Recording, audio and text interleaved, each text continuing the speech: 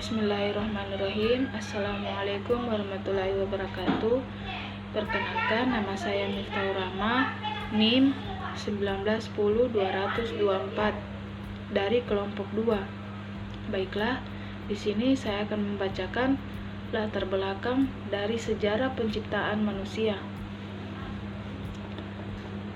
Manusia merupakan makhluk Allah yang paling sempurna.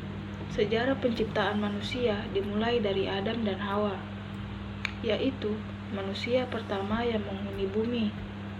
Bumi diciptakan dengan tatanan kerja yang teratur, rapi, dan serasi. Demikianlah alam semesta ini diciptakan, tentunya dengan hukum-hukum yang berlaku, yang mana selanjutnya akan diserahkan kepada manusia untuk dikelola, dipelihara, dan dijaga dengan sebaik-baiknya. Allah telah menjelaskan dalam firman-Nya bahwa manusia diciptakan untuk menjadi khalifah di bumi ini. Tentu ini merupakan tugas dan tanggung jawab yang amat sangat berat sekali.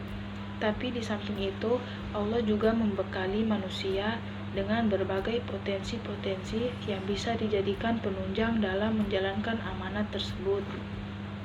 Untuk lebih jelasnya tentang kedudukan manusia dalam alam semesta ini, maka akan dibahas dalam makalah ini.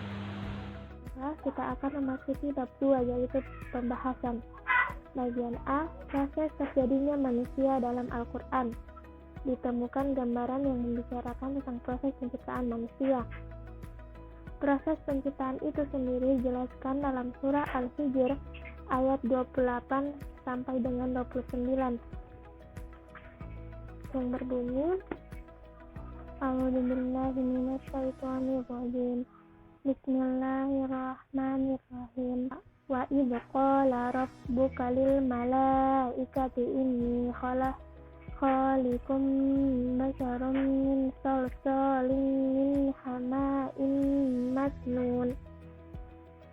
Fa idza sawaituhu wa nafakhtu fihi min ruhi faqulu lahu sajidin, yang artinya, dan ingatlah ketika Tuhanmu berfirman kepada para malaikat, sungguh aku akan menciptakan seorang manusia dari tanah liat, kering dari lumpur hitam yang diberi bentuk. Maka apabila aku telah menyempurnakan kejadiannya dan aku telah menyiapkan roh ciptaanku ke dalamnya, maka tunduklah kamu kepadanya dengan bersujud. Dan firman Allah pada surah Al-Mu'minun ayat 12 sampai dengan 16 yang artinya, sungguh kami telah menciptakan manusia dari saripati berasal dari tanah, kemudian kami menjadikannya air mani yang disimpan dalam tempat yang kokoh rahim. Kemudian air mani itu kami jadikan sesuatu yang melekat, lalu sesuatu yang melekat itu kami jadikan segumpal daging, dan segumpal daging itu lalu kami jadikan tulang belulang, lalu tulang belulang itu kami bungkus dengan daging, kemudian kami menjadikannya makhluk yang berbentuk lain. Maha suci Allah, pencipta yang paling baik. Kemudian setelah itu, sungguh kamu pasti mati. Kemudian sungguh kamu akan dibangkitkan dari kuburmu pada hari kiamat. Shadaqallahul azim. Maha benar Allah dengan segala firman. Nama saya Siska, saya dari kelompok 2, NIM 1910-2007. Baiklah, saya akan melanjutkan bacaan makalah kelompok 2. Tadi teman saya Uswatun Hazimah telah membacakan ayat-ayat yang dimana proses terjadinya manusia.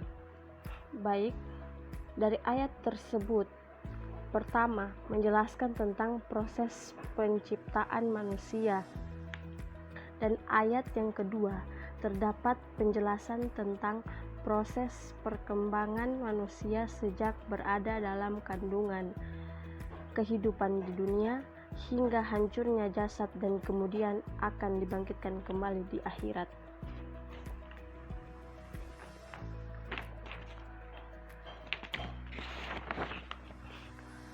Al-Ghazali memahami uraian di atas. Menurut pandangannya, bahwa manusia itu terbentuk dari dua unsur yang bersifatnya berbeda, yakni bentuk luar yang disebut jasad dan tubuh, dalam hati yang disebut dengan ruh.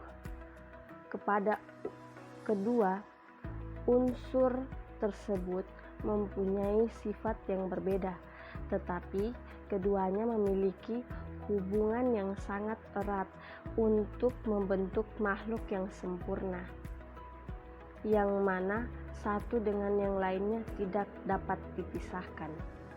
Menurut Al-Ghazali, bahwasanya manusia walaupun nantinya antara jasadnya dan jiwanya akan dipisahkan, akan tetapi keduanya akan bersatu kembali di hari kemudian. Demikian saya akhiri. Saya Ika Rizky Handayani, NIM 1910230. Baiklah, saya akan menjelaskan tugas dan tujuan hidup manusia. A. Tugas sebagai khalifah. Tugas manusia di bumi ini adalah untuk menjadi khalifah di muka bumi. Al-Quran menegaskan bahwa manusia diciptakan Allah sebagai pengemban amanah, di mana terdapat penjelasan dalam surah Al-Ahzab ayat 72 yang artinya, sesungguhnya kami telah mengemukakan amanat kepada langit, bumi, dan gunung-gunung, maka semuanya enggan untuk memikul amanat itu, dan mereka khawatir akan mengkhianatinya, dan pikulah amanat itu oleh manusia. Sesungguhnya manusia itu amat zalim dan amat bodoh. Di antara amanat dibebankan kepada manusia adalah dengan memakmurkan kehidupan di bumi yang terdapat dalam surah Al-Hud ayat 61 yang artinya, dan kepada Samud kami utus saudara mereka Saleh. Saleh berkata, hai kaumku, sembahlah Allah, sekali-kali tidak ada bagimu Tuhan selain Dia. Dia telah menciptakan kamu dari bumi, tanah, dan menjadikan kamu pemakmurnya.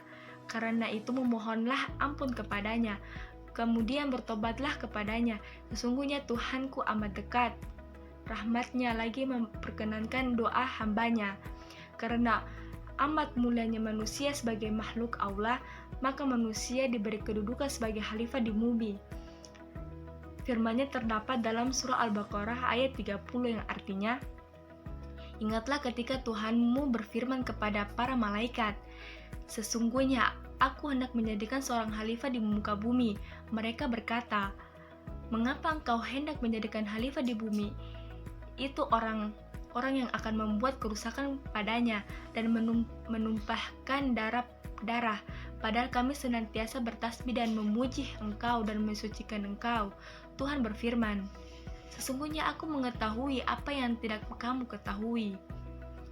Salah satu yang terpenting dari kekhalifahan manusia di bumi adalah pentingnya kemampuan untuk memahami alam semesta, tempat manusia hidup menjalankan tugasnya, dan untuk dapat memahaminya, Allah menganugerahkan kepada manusia dengan sebagai potensi.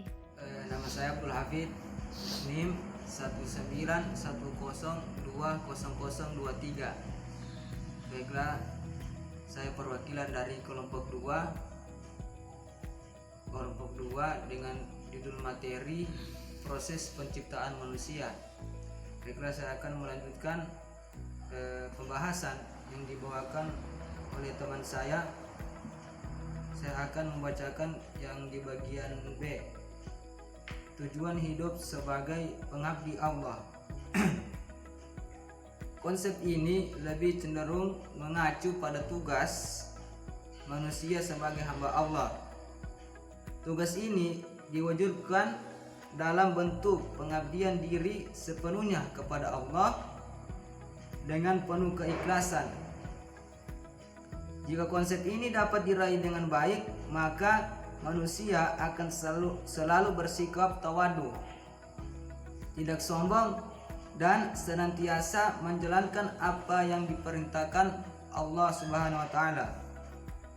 Islam menegaskan bahwa apapun yang dikerjakan manusia hidup, maka itu bisa disebut ibadah, yang mana pekerjaan itu semata-mata hanya ditujukan untuk mencari ridho Allah, seperti halnya belajar, bekerja, dan yang lainnya. Itu akan dinilai ibadah apabila dalam melakukan hal itu semata-mata hanya untuk mencari ridho Allah. Sekian dari saya. Saya Hardianto Konato, NIM 161020016, kelompok 2. Jadi di sini saya akan membahas dan juga akan membaca makalah yang berjudul Proses Penciptaan Manusia di bagian C. Di bagian C itu membahas tentang konsep implikasi manusia dalam pendidikan Islam. Menurut Al-Ashraf, pendidikan Islam tidak akan dapat dipahami secara jelas tanpa terlebih dahulu memahami penafsiran Islam tentang pembangunan individu sesungguhnya. Ada dua implikasi dalam hubungannya dalam pendidikan Islam. Jadi bagian pertama, manusia adalah makhluk yang terdiri dari dua komponen, jasad dan ruh. Maka konsepsi itu mengarah ke pengembangan dari komponen-komponen tersebut. Ini berarti bahwa setiap sistem pendidikan Islam harus dibangun atas konsep kolbiyah dan akliyah, sehingga mampu menciptakan manusia yang pintar secara intelektual dan terpuji secara moral. Jika kedua komponen itu dipisahkan dalam konsep-konsep pendidikan Islam, maka sama artinya dengan kehilangan keseimbangan yang tidak akan pernah bisa berjalan secara beriringan yang membentuk insan-insan yang sempurna. Bagian kedua, Al-Quran menjelaskan fungsi penciptaan manusia, yaitu sebagai khalifah. Dan untuk melaksanakan itu semua, manusia sudah dibekali dengan perangkat-perangkat potensi, dalam hal ini pendidikan Islam. Dalam pendidikan Islam harus mampu mengembangkan potensi yang sudah dimiliki manusia secara maksimal, sehingga dapat mewujudkan hal yang nyata yang mana akan bermanfaat bagi diri maupun lingkungan dan baik untuk masyarakat sebagai khalifah. Sekian dari saya ucapkan Assalamualaikum warahmatullahi wabarakatuh.